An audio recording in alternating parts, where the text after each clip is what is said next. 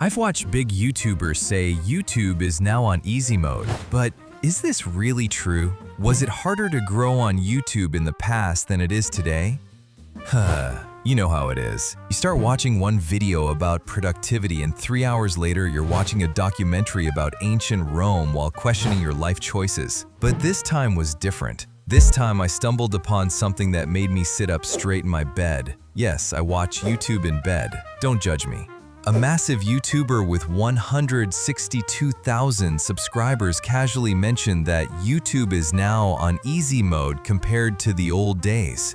Then another creator echoed the same sentiment, and another. My first thought was, wait, what? Easy mode? Then why am I still struggling to hit 1,000 subscribers? My inner skeptic, maybe you're just not cut out for this, Tim. Hold up. If YouTube is supposedly easier now, I need to understand what changed. And more importantly, is this actually true? That was me wrestling with my YouTube dreams at 2 a.m. But instead of wallowing in self-doubt, I decided to dig deeper. Because if there's one thing I've learned, it's that successful creators love to romanticize the good old days. So, after diving into YouTube's evolution, watching interviews from creators of different eras, and analyzing platform changes, here's what I discovered. Hold on before you click away, thinking this is another YouTube Secrets Exposed clickbait video. I promise this is different. Chapter 1. The Wild West Days, 2005 to 2012. Picture this. YouTube in 2005 was like the internet's garage sale. No algorithm to speak of, no fancy analytics, just people uploading random videos hoping someone would stumble upon them. How did YouTube recommend videos back then? It was beautifully simple and frustratingly random.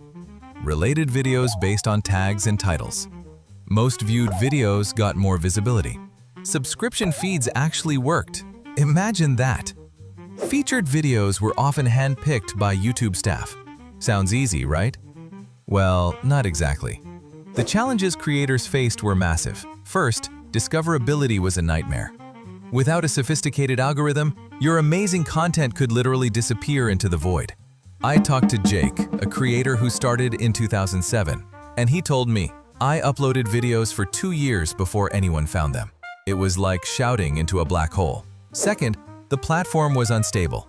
Videos would randomly get deleted, channels would vanish, and copyright strikes were handed out like candy on Halloween.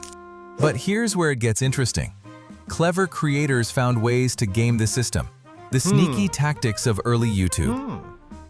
Keyword stuffing in titles and descriptions. Creating misleading thumbnails. Hello, red arrows pointing at nothing. Building massive sub-4 sub-networks. Hijacking trending topics with unrelated content. Upload spamming, posting 10+ videos daily just to increase chances of being seen. Sarah, who started her channel in 2009, laughed when she told me, I used to put Britney Spears in every video description just to get views. It worked, but my cooking channel got some very confused pop music fans. Chapter 2. The Algorithm Awakening, 2012 to 2016. Then YouTube got smart. Too smart, some might say. They introduced the algorithm we know and fear today. Suddenly, watch time became king and everything changed. YouTube's solution to the chaos? Prioritizing watch time over views. Introducing session duration metrics. Penalizing clickbait content. Rewarding channels that kept viewers on the platform longer. This sounds great in theory, but it created new problems. Creators had to completely relearn the game. The keyword stuffers were dethroned, but now you needed to master the mysterious art of audience retention. Marcus, a tech reviewer since 2011, summed it up perfectly. The algorithm became this invisible judge that decided your fate. At least in the old days, you knew where you stood. Chapter 3. The Modern Era, 2016 present. Fast forward to today and YouTube has become a different beast entirely. What YouTube rewards now? Consistent uploading schedules. High click-through rates, strong audience retention, engagement, likes, comments, shares, session duration, how long viewers stay on YouTube after watching your video. The game-changing additions. YouTube Shorts. Suddenly you could go viral with a 60-second vertical video. Community posts. Creators could engage audiences between uploads. Live streaming.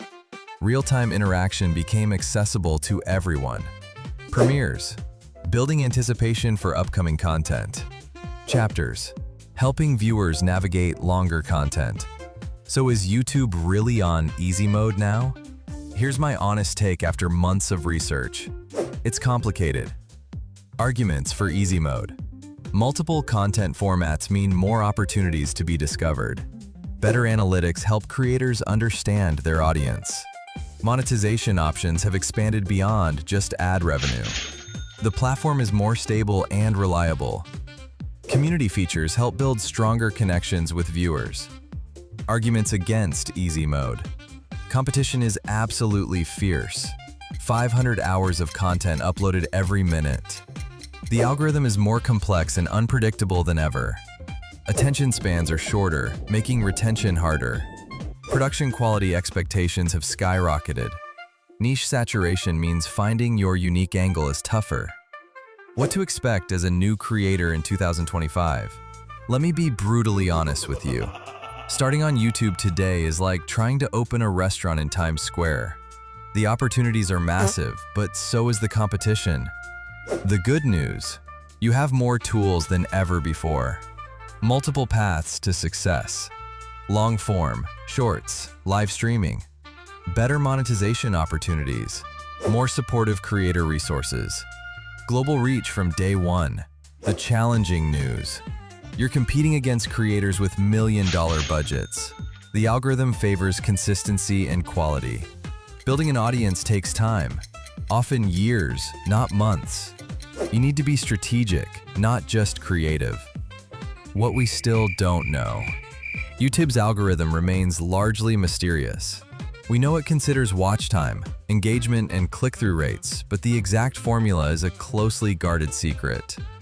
Recent creators I've spoken with report that the algorithm seems to favor newer channels in certain niches. Shorts can boost overall channel performance. Cross-platform promotion is becoming essential. Community building matters more than subscriber count. The verdict: is YouTube on easy mode? Not really. It's a different mode. The barriers to entry are lower. Anyone can start. But the ceiling for success is higher. You don't need expensive equipment to begin, but you do need to understand the game better than ever. Think of it like this. In the old days, YouTube was like a lottery, random and unpredictable. Now, it's like a sport. There are rules, strategies, and if you train hard enough, you can win. My advice for aspiring creators: focus on what hasn't changed. Creating content that genuinely helps, entertains, or inspires people. The algorithm will reward authenticity and value over cheap tricks. Start today, but be patient. YouTube's success is a marathon, not a sprint. And remember, every successful creator started exactly where you are now, with 0 subscribers and a dream. Before you post your first life-changing video and wonder why it gets 3 views, 2 of which are your mom, watch this next. It'll settle the ancient question: do you outsmart the algorithm or beg it for mercy? Yours truly, Tim the Craftsman.